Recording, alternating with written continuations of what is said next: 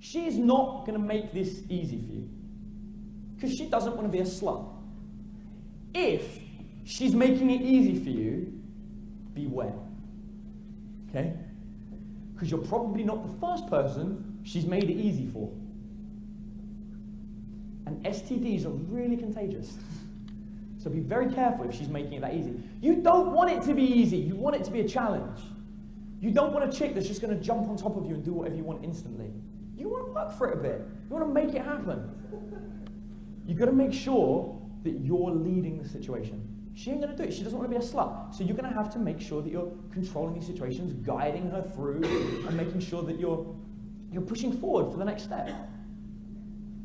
One of the best ways of doing this is to be empathic. Now, this is something that I've noticed makes great pullers different from people that aren't great pullers. It's the ability to observe someone's facial expressions and tone of voice and language and understand what emotion that person's feeling. I can talk to a girl and very quickly I can tell whether she's completely freaked out by me or if she's attracted. My experience of talking to so many women has helped me with that. And by being empathic to what she's thinking, I know how to handle problems. And what I try and do is I take the experience of a past problem that I fucked up and I use it to help with a future problem. An example of this. I was walking a girl back to my house and it never even occurred to me that on the way to my house, I have to walk through an alley. It didn't even figure I walked through a dark alley to go to my house.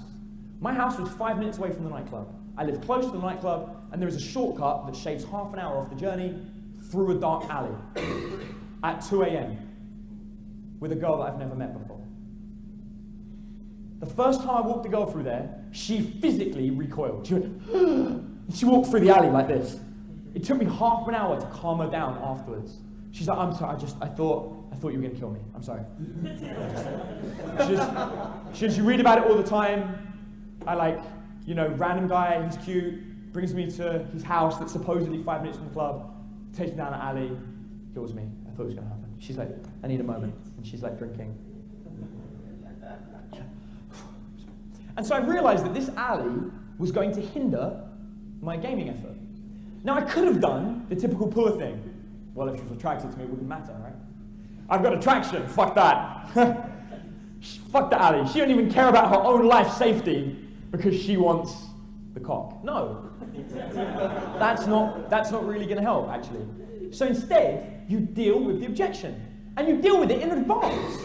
I could spend half an hour fixing the problem afterwards, or I could know that that alley is an issue.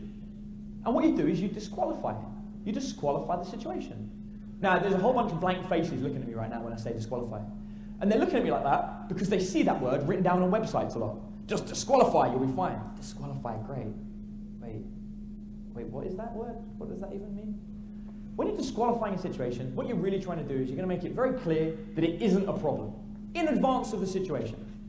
And there are a number of different ways of doing it. My personal favorite is to kind of make it exaggerated.